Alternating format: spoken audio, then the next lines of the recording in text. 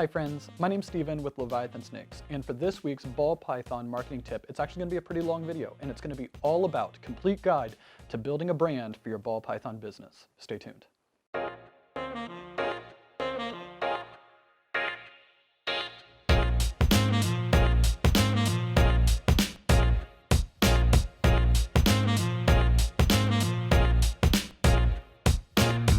Alright, because this is such a long video and this is such a big topic, I actually have a bunch of notes. Alright, so if in case I'm kind of like glancing down and referring to them, I'm going to kind of highlight that at the beginning of the video.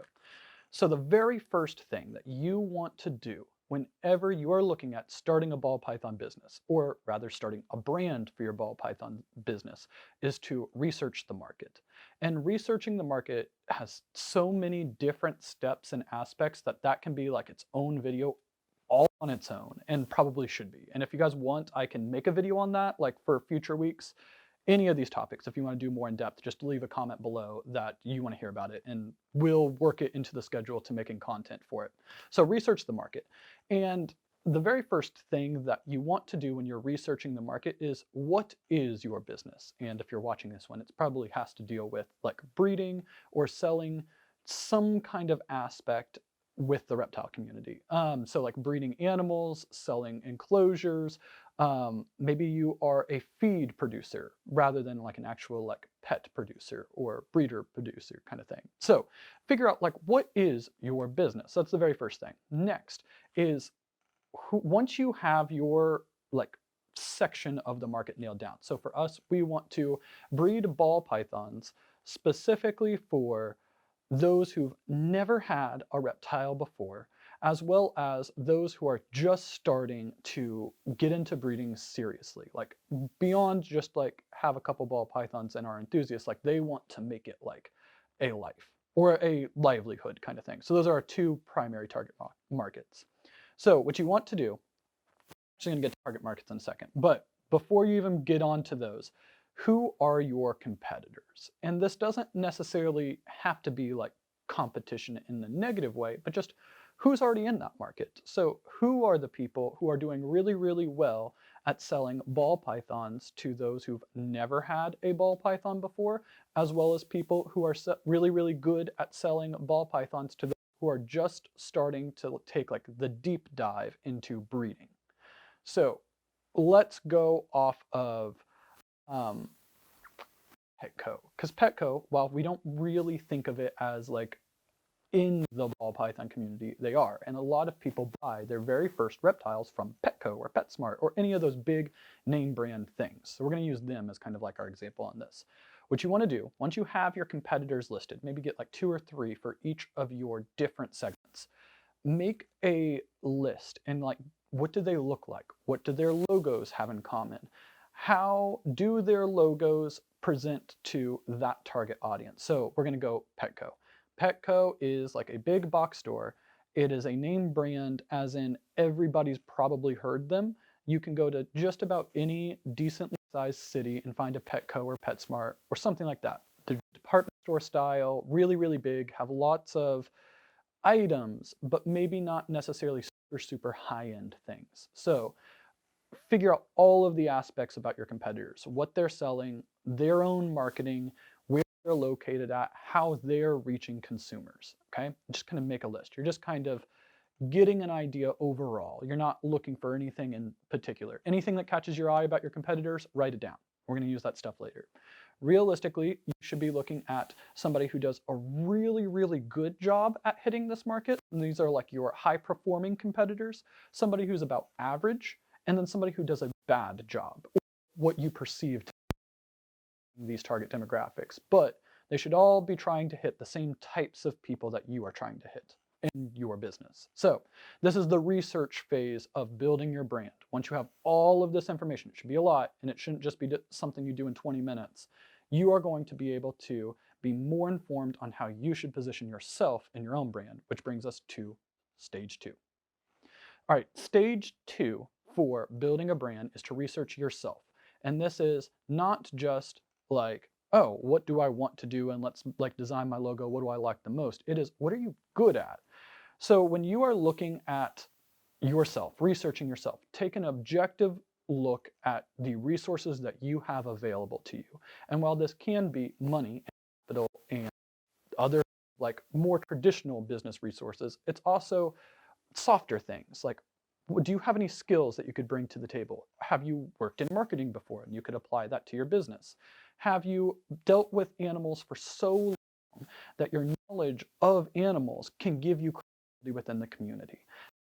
You're looking at all of the resources that you have available, any networking opportunities you have available, because if you're friends with other breeders, things like that.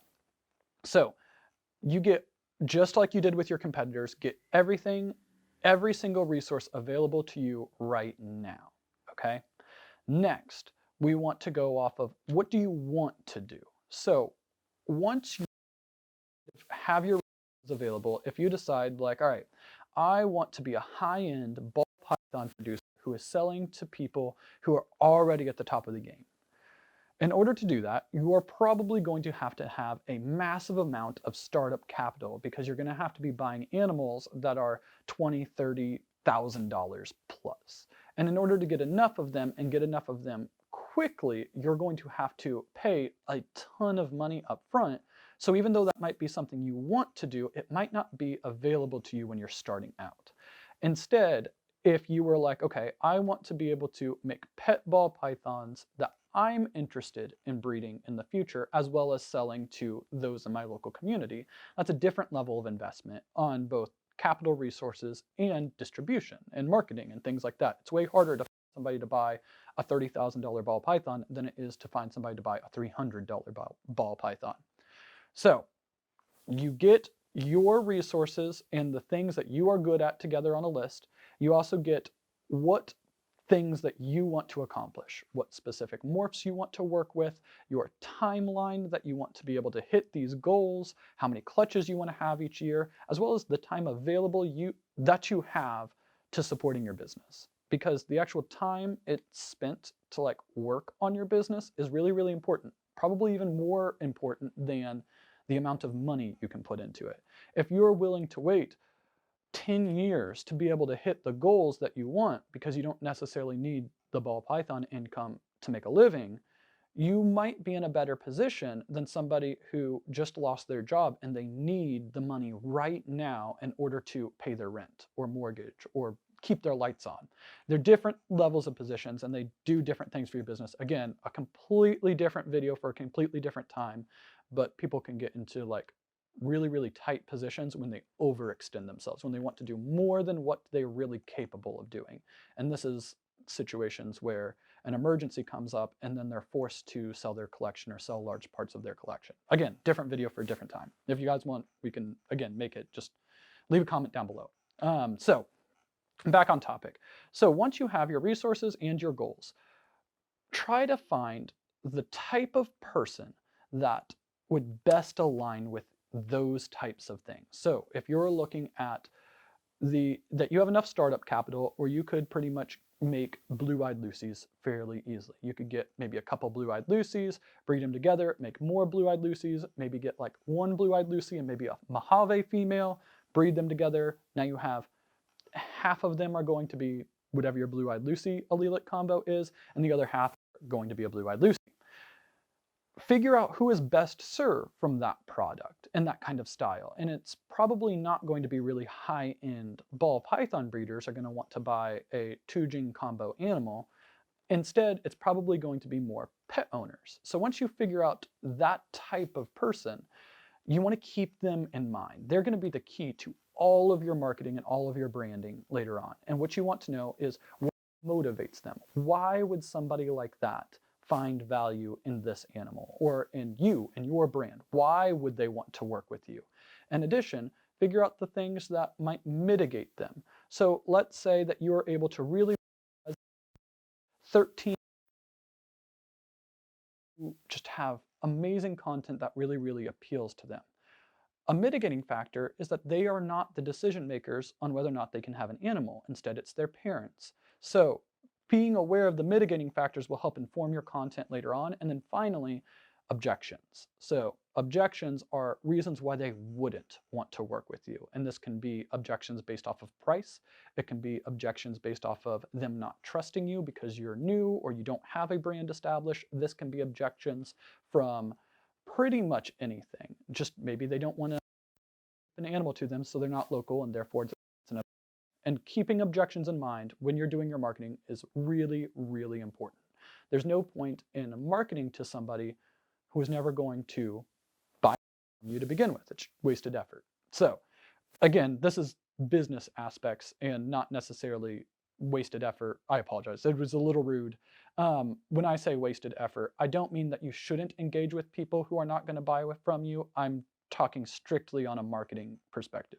I think that honestly, the community aspect of ball pythons and reptiles in general is really, really important in that you should engage and be an active, supportive, positive member of the community, regardless if somebody is a customer or not.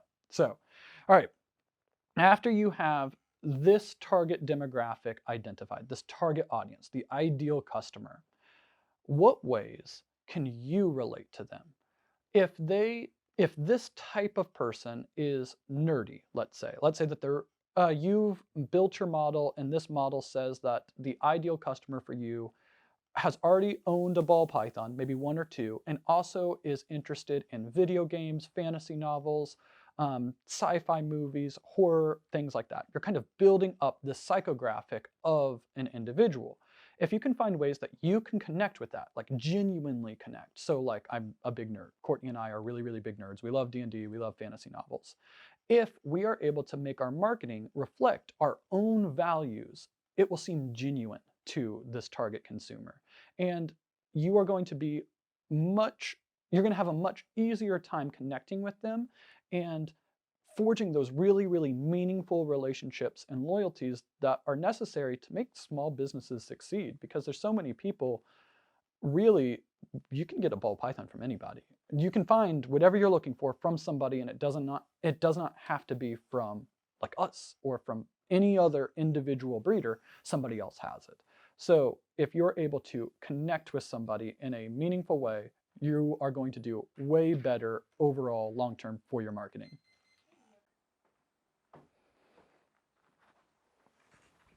Moving on to the third section of our brand strategy is all about design. And this is where a lot of people generally start doing their brand. And this is like designing your logo, picking your colors, figuring out like how you want your brand to look, like the face of your business.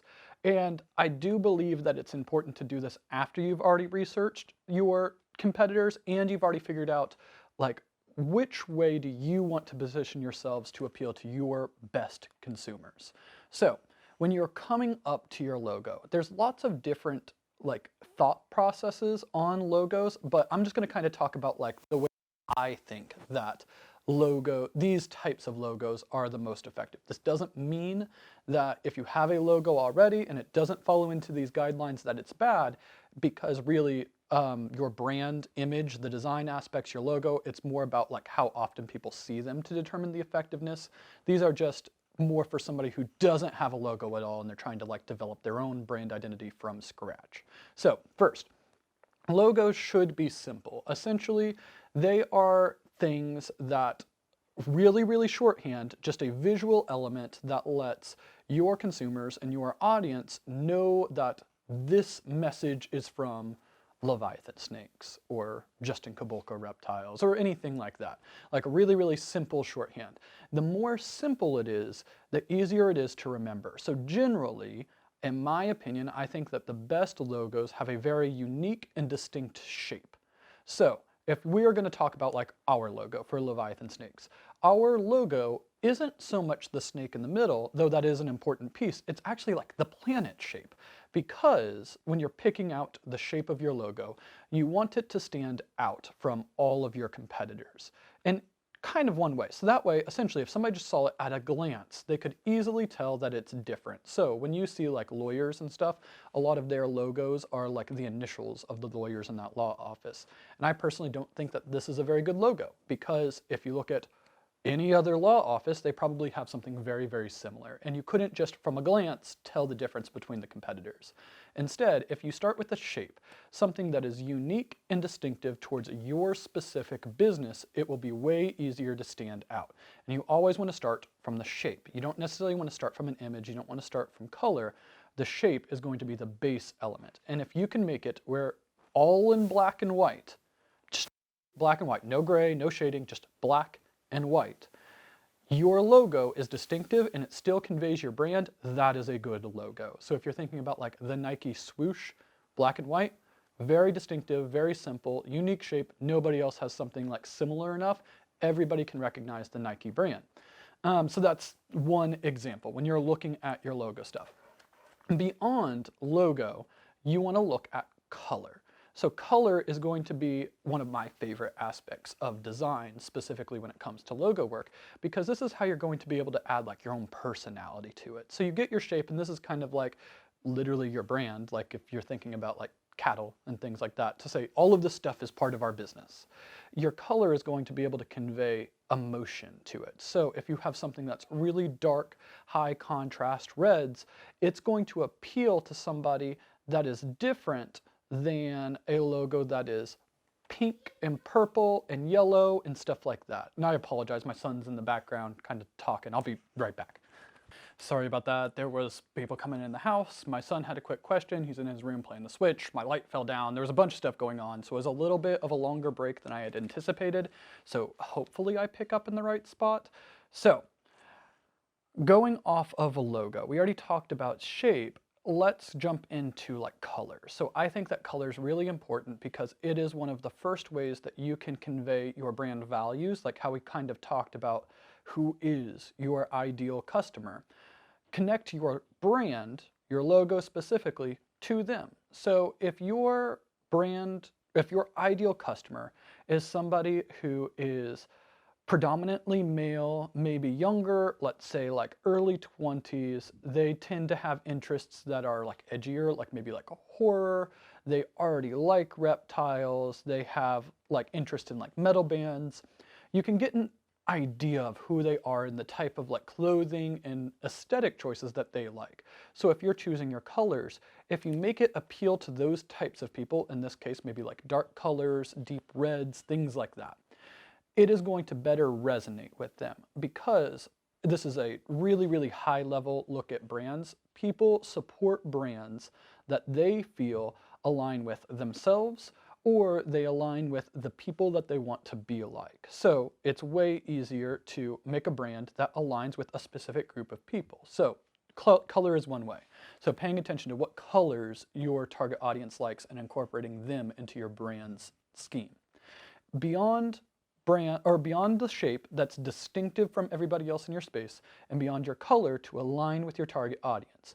You want to look at symbols and assets that can identify your specific business to an industry. So for us on our planet shape is kind of what's trying to make us different from our competitors.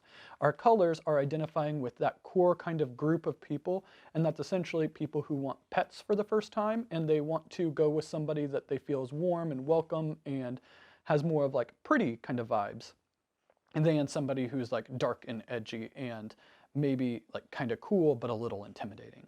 So those are shape, color. Our symbol, our asset to kind of identify like, hey, this is a business that is associated with ball pythons is the snake in the middle. And the symbol isn't necessary on really any specifics. This is just a representation of your industry or something that makes you unique. So a lot of people will take like pictures of specific animals that they own and use that for their logo, which can work, but it's not so much working on the idea of that specific animal is what people are associating with. It's just the fact that it's that animal. So a snake, a gecko, a lizard, bearded dragon, anything like that. Those visual assets will identify with the industry that you're in.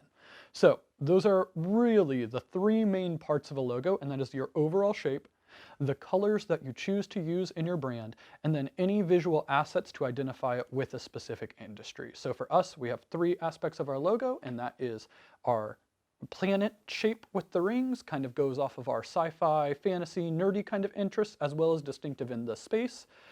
We have our colors, which hopefully make it more appealing to those who've never owned a ball python before or kind of have alignment similar to us with the sci-fi-ness. That's why it's all like cosmic colors. And then last is the actual serpent in the center of the logo to identify that we're ball python breeders, so it's snakes. It kind of makes sense. So when you are looking at different aspects of your logo, you want it to be able to translate into different mediums. And this can be digital, like a social media icon. It can be a watermark for a picture. It can be not digital. It can be a t-shirt. So I'm not wearing one right now, actually, because I just got off work. But if you are able to transpose your logo onto a t-shirt, which generally is limited on the amount of colors you can do, and it's limited on the detail of the design. If it can translate well between digital, print, merchandise, billboards, it can be scaled big or small, it doesn't matter, and it's still distinctive, and people can see a little teeny tiny social media icon or a big giant billboard and recognize that it's your brand, it's a good logo. It doesn't actually matter how it looks. If it's recognizable, that's the key. Because when you are going to get into your brand, it's going to live and die based off of your execution, which is the next stage. All of this stuff is about developing a brand. Now you have to establish it.